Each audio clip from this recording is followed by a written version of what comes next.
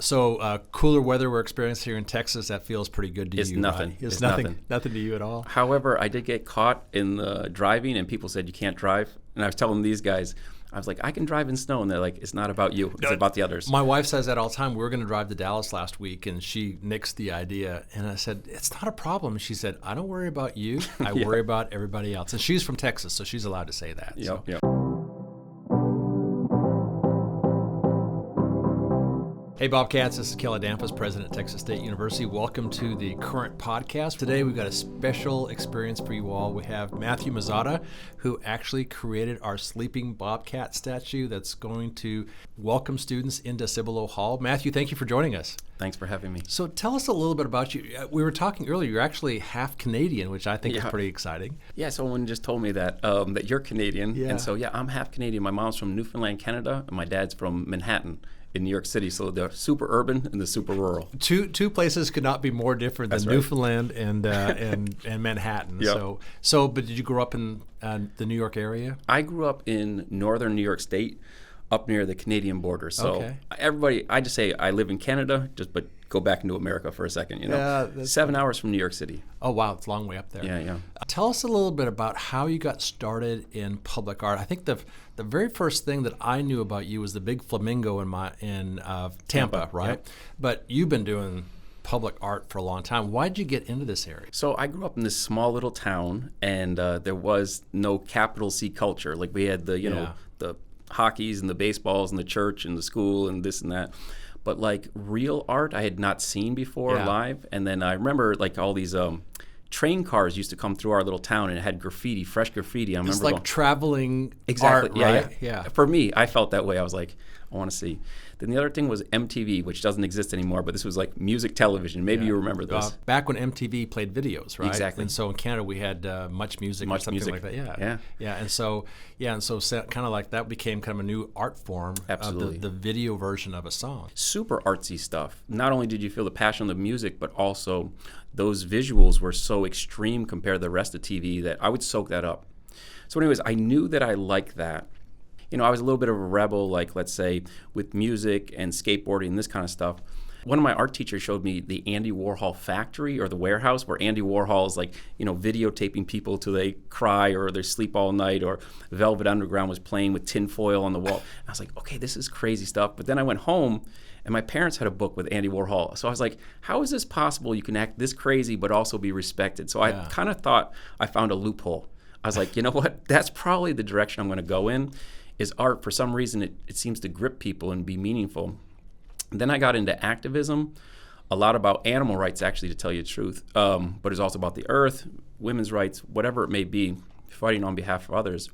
But we'd always be in the street with signs, trying to make your message as clean as possible so people would read it and maybe they would transform. Yeah, you can't put a whole paragraph on a sign, right? You Exactly. got I need 4 words or a saying or something, right? Yeah, I think that distilling of a message is kind of a thread that's kind of in all my work in a way. Yeah, I just kind of felt I hit a glass ceiling. I was like, this transitional space of like a car going by and me trying to put a message real quick, it wasn't working. So I said, how do I flip it and make something so curious that people are drawn to it through their own, volition? And so that's how I started with the work. I was like, how do you bring ideas into the public discourse? And I think artwork's going to be my way through the spectacle and enchanting people into it. So what was your first piece then? First piece just was probably graffiti, like the spray can, because you're in a little town, you don't know what to do. But the first piece that was meaningful for me was this thing called the Busicle. We were in Boston. Boston's a slightly segregated city. Yeah. Everybody's got a different neighborhood, and each neighborhood is treated differently in terms of public transportation. Certain neighborhoods get more transportation, some get less. So we worked with this one neighborhood that we felt had a lot of disinvestment. We said, hey, what can we do here?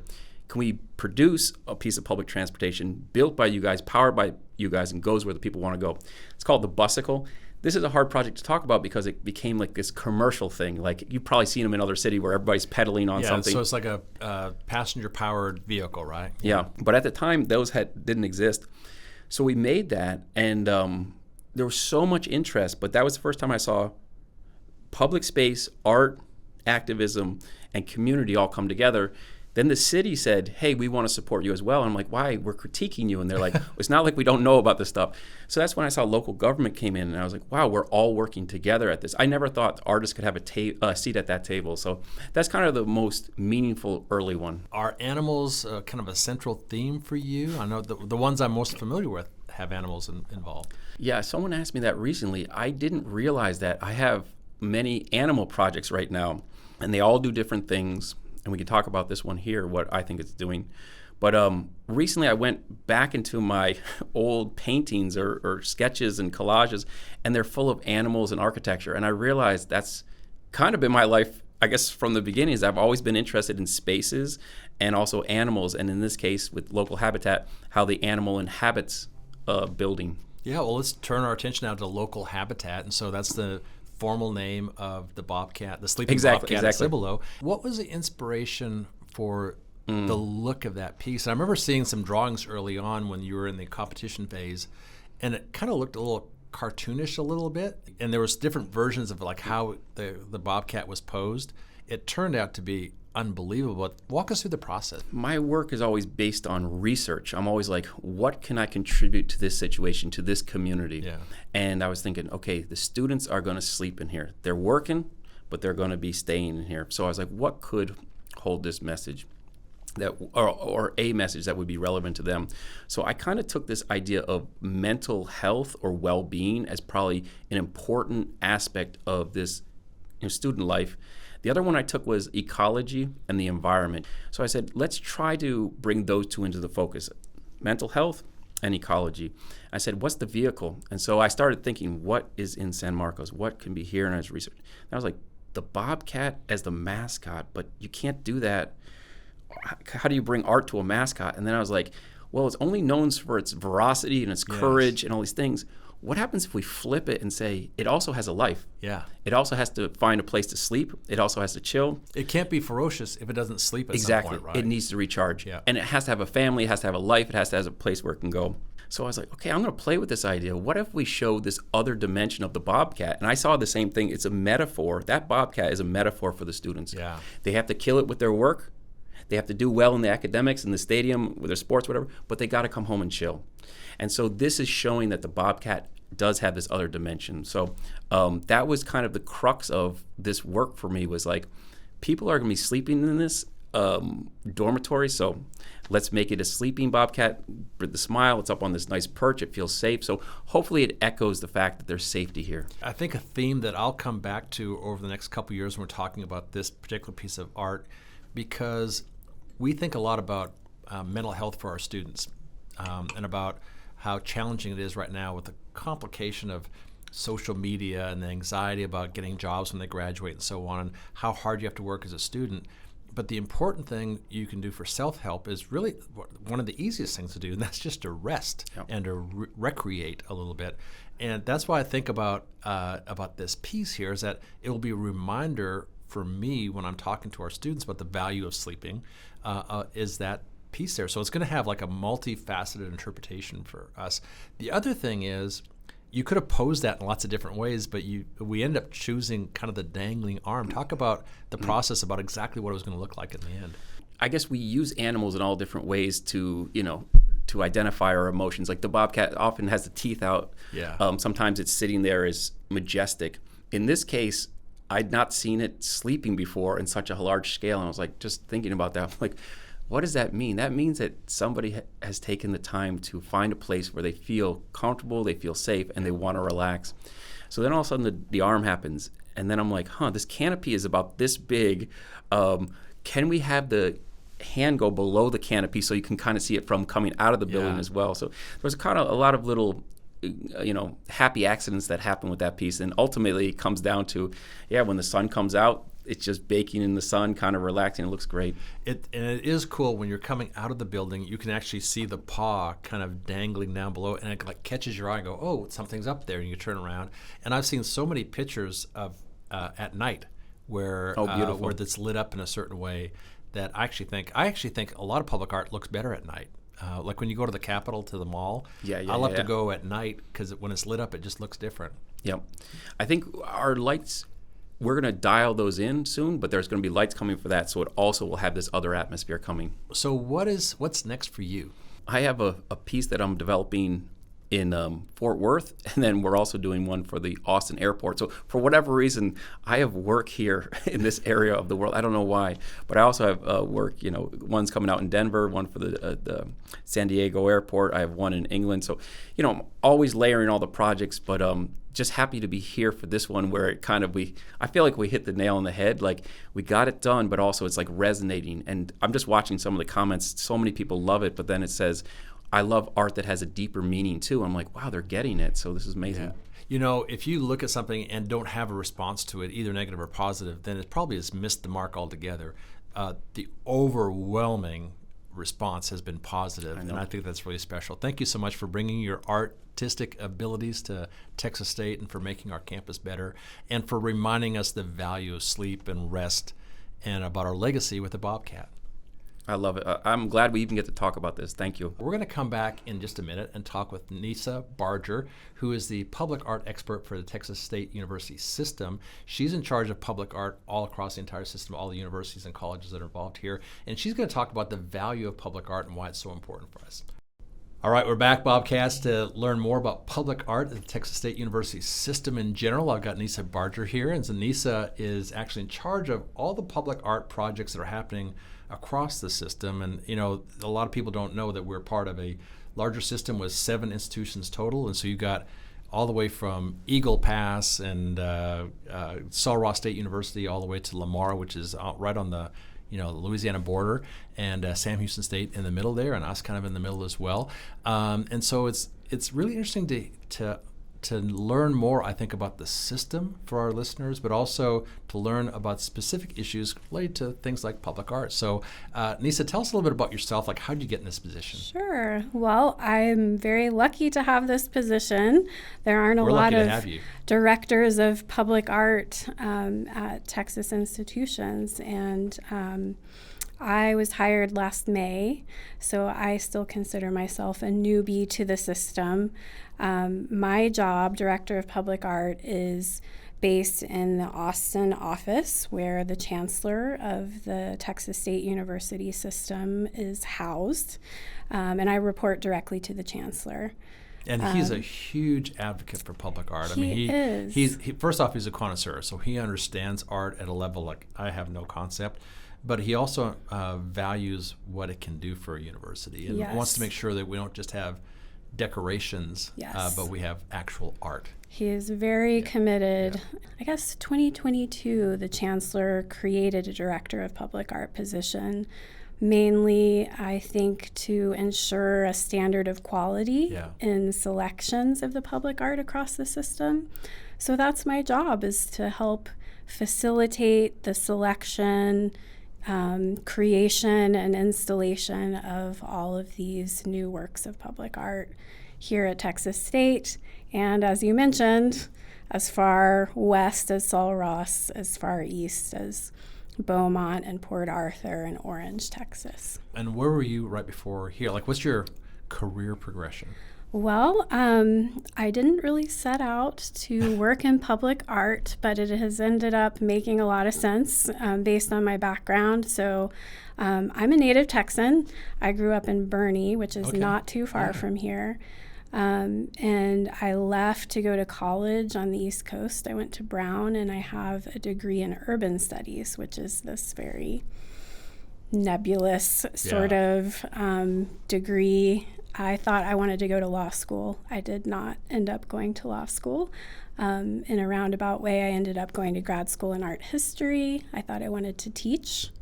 But I kind of jumped off that train after my master's degree, and pretty shortly thereafter kind of was lucky enough to get hired at Landmarks, which is UT's public art program. So you're still kind of teaching though, right? Because you have to work with these committees that are making decisions, and then the public generally, and presidents and so on about what the value is and why this is art versus this is decoration and so on. So there's still a teaching element to it. That's true. I hadn't really thought about it that way, but I should embrace that aspect of my work a little bit more. I think one of my aspirations is to make sure that we put out information that's really accessible to the public. So I've created a standard sign that has a QR code that will lead people to a little bit more information, and eventually there'll be short kind of explanatory videos that people can watch about every piece. So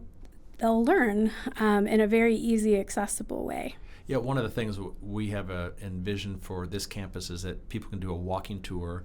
And a lot of our public art is really public because it's outdoors, but a lot of our art is actually inside buildings as well. So I think the QR code is really going to be important. If people can walk along and say, now walk to Flowers and look at this, or now walk to Alkek and see this. And I think people are really familiar with a couple pieces of public art, the Stallions, which has been around for a long time. And by the way, I learned something recently about the Stallions. I'm not sure if you're familiar with this. It looks like a bronze statue, but it's actually aluminum. And a decision was made several years ago to paint it brown so it looks bronze. But I have a dream of bringing back the aluminum look. Because I think it's stunning. I got a picture in my office of the Strutters lined up for their annual picture in front of it. And it just looks different. Pre-painting. I would love to see that. Yeah. I haven't seen any images of it, and it's. I'll send you a version of it, because it's just you don't see a lot of aluminum statues out there. Yeah. And so they're always painted. Yeah. And I think we'll bring a conservator in to tell us if that would be a good idea. Yeah, it might not be a good idea. It's just a dream I have. But then we have the LBJ statue, of course, which actually is in some ways a form of art, but also a form of kind of recognizing our heritage here. And then we got the Vaquero statue, which is actually relatively new in front of Old Main as well. So we've got a few pieces that are kind of well known, but we're increasingly adding pieces. How many pieces of public art do you think we have on our campus? I'm asking you something I don't even know the answer to. We just had an appraisal done of all the public art in the system. It's a challenge to even identify what is public art, because in a lot of cases, these objects have no recorded information about where they came from. But all that said, there's somewhere in the order of 100 to 150 objects that should be considered public art on the San Marcos campus, another 75 in Round Rock. Round Rock actually has a lot. When you think about per capita, we really only have 3 buildings right now. There's a lot of public art in that space. And we actually do something kind of neat up there, is that we invite artists to come and display their work there as well. So we have kind of like a rotating community-based artists, yes. Yeah, it's really interesting. Which I have nothing to do with. And actually I give Julie Lessiter and her team up there a lot of credit for kind of stimulating that. Yes. And sometimes it's like high school students who are exhibiting their art, but also local artists as well. What is the value of public art? Like, why do we care? Why do we commit so much resource? It may seem like to you and me natural, but why do we care? It's a good question. I think there are a lot of different motivations behind it. I wouldn't necessarily be able to hazard a guess as to what the people who, this is all based in Texas government code. Sure. So there's a government code that says any public building project over $250,000 could set aside money to have public art. But I think a lot of it is understanding that art can help make a space not only perhaps more beautiful, more unique, a little bit more expressive of the character of the types of people that inhabit that space, deepen kind of the story of a place. And it is also, culturally, Western culture has supported some form of public art in its public spaces since the beginning. I mean, you can think about ancient Rome and all the monuments and sculptures and fountains. And as a culture, we have an appreciation for these kinds of artistic statements that tell us who we are, a little bit more about who we are. The interesting part is that these things last way longer than the people who installed them and paid for them and built them, created them. But they say something about the people long after they're gone that put them there. Now, there's a balance, I'm guessing, for someone in your position working with these universities to have pieces that are like directly tied to the values and culture of that university. Like the Sleeping Bobcat kind of makes sense because that's our mascot.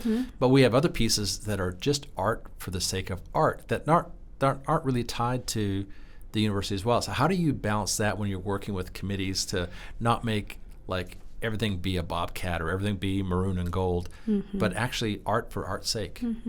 We're starting now, beginning the process of making selections for a couple new building projects on campus. The way that I have it organized, selections come through a committee. So the Public Art Committee here on the campus, I don't know if you know this, but it's majority appointees from the president's office. And those are people who are faculty in art and design, faculty representatives from the college that is building the building, student representatives, campus planners and architects. And all the different views that they bring to the table help cultivate that kind of broader perspective. And we can collectively make decisions about what makes sense for the public art in this particular project's context, whether it needs to be very specific, like the STEM building, well, the art needs to speak to math or computer science, or could it be a more broad statement, or perhaps something that's just really beautiful and people can't look away from it and it becomes a landmark for the campus that people talk about. You know, it's interesting that the concept of public art is not just, connected only to Texas State University. You said it's a state policy. I remember going to Pittsburgh when I was a graduate student, and I was driving around and I noticed all these pieces of art out there. They had a requirement in the city of Pittsburgh. Every time they built a new building, they required even the private people who were building buildings to build a piece of art. And that became like, that became the thing that really defined the city, all these pieces of art that are out there. Yes, so, well, can you compare and contrast Minerva with the Sleeping Bobcat? Like, what's the difference between the two? I know they're different in so many ways, but yeah, they are. Well, one difference is that local habitat, or the Sleeping Bobcat, is something you would say that is architecturally integrated. Yeah, so it's actually on the building. On the building and integrated into the architecture of the building, whereas Minerva is a kind of freestanding sculpture in front of the building. Obviously materially different. We have marble, which is something that has traditionally been used and considered like high quality, stands the test of time sculptural material. But kind of a modern take on using, kind of ancient material, but a modern take on, how to get that piece put together. It certainly is. I mean, created by robots. Yeah, it's unbelievable. Yeah.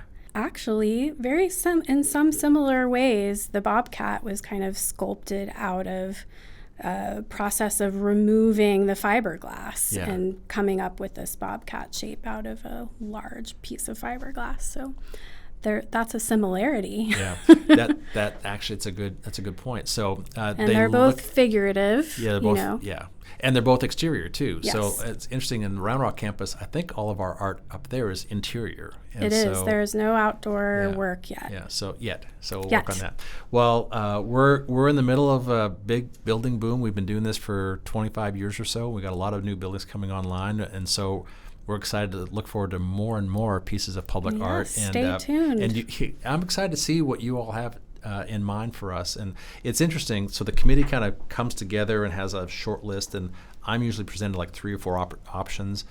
and the chancellor actually is involved in the process as well.